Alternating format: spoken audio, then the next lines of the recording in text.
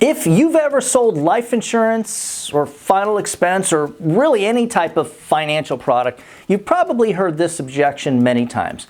A client listens to your presentation, they seem interested, they ask maybe a couple of questions, and then they say the phrase that every sales agent eventually hears, "I need to think about it." Now, for many new agents, this is where the conversation pretty much starts to fall apart. They assume the client is politely saying no, so they thank them for their time and end the call. But experienced agents know something very important. Most of the time, "I need to think about it" is not a real objection. It's simply a placeholder objection. It's a way for the client to slow the conversation down because something still feels uncertain. In this video, I'm going to explain how top salespeople handle this objection, including a technique known as looping, which is explained in the book The Way of the Wolf by Jordan Belfort. When you understand how this technique works, you're going to start to realize that "I need to think about it" is not the end of the conversation in most cases. And I would say in many cases at least, it's actually the beginning of finding the real reason the client is hesitant. But before we jump into that, make sure that you give the video a thumbs up and subscribe to the channel. I create content specifically for life insurance agents and final expense agents who actually want to get better at this business. Also, make sure that you click on the link above or in the description if you want access to our live training sessions each week where we talk about lead generation, telesales presentations, and strategies that help agents actually close business. And stick around to the end of the video. I'm going to show you how to get a copy of the free new agent telesales file, which includes presentation materials and a final expense sales script that many agents use when they're getting started. All right, let's talk about what's really happening when a client says that they need to think about it. First, understand that buying life insurance is actually a decision that involves emotion, trust, and money, of course. When someone hesitates, it usually means one of three things is happening. They're not fully convinced about the product, they're not fully comfortable with the price, or they're not totally comfortable and ready to trust the agent yet. Those are typically the three areas where uncertainty appears in a sale. And this is exactly where the concept of looping comes in. In The Way of the Wolf, Jordan Belfort explains that effective salespeople don't immediately accept the first objection that they hear. Instead, they loop back through the conversation, addressing the client's uncertainty step by step until the real issue becomes clear. Think of it like tightening three screws. The client needs to feel confident about the product, the price, the person selling it for sure. And if one of these screws is loose, the client may say, something like they need to think about it, or even, get into, well, I never do anything when I first meet somebody, or I need to speak with someone else first. So instead of ending the conversation, the agent actually loops back and strengthens those areas and actually builds a lot of value, gets back to the product part of the presentation. And here's what that might look like in a real life insurance conversation. A client says, "I need to think about this." Instead of pushing harder or becoming defensive, a skilled professional, a skilled agent might respond calmly and respectfully. They may say something like, "Of course, I understand. Most people want to make sure that they're making a right decision. Just so I can understand better, is there something specific that you're thinking about?" That question does something very important. It opens the door for the real concern to appear, for the real objection, the true objection. Sometimes the client will say something like, "I'm just not sure about the price." Now you know the issue is most likely related to affordability. Other times they might say something like, "Well, I just want to look over the information for a couple of days." In that case, the issue may be clarity about the coverage. And sometimes they may say, "Well, I usually talk to my kids or someone else before I make any type of decision." Now the issue may actually involve family involvement or emotional comfort.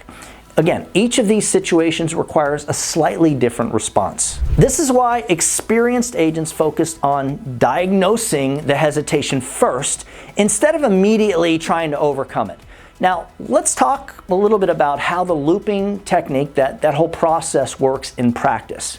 Let's say the client reveals that they're uncertain about the price. A good agent might respond by looping back to the value of the coverage. For example, Janet, I completely understand wanting to think about the price, but just so we're on the same page, earlier you mentioned that one of your main concerns was making sure that your daughter wouldn't have to deal with the funeral expenses.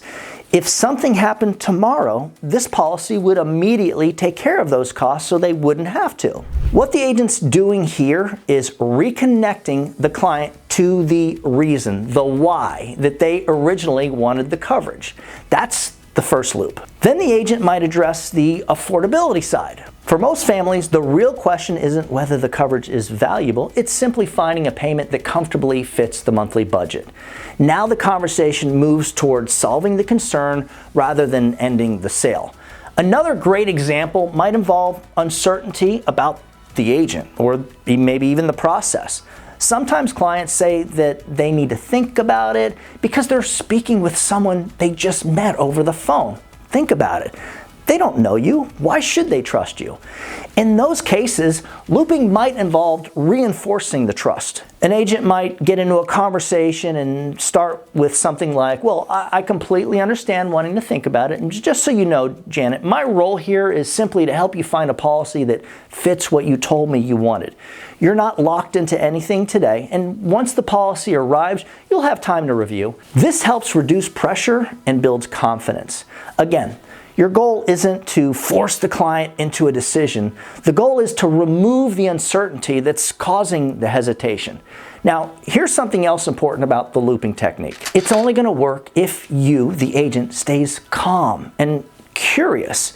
If the agent becomes defensive or pushy, the client's naturally going to pull away. But when the agent remains relaxed and focused on helping the client think through the decision, whatever that is, the conversation can actually continue naturally.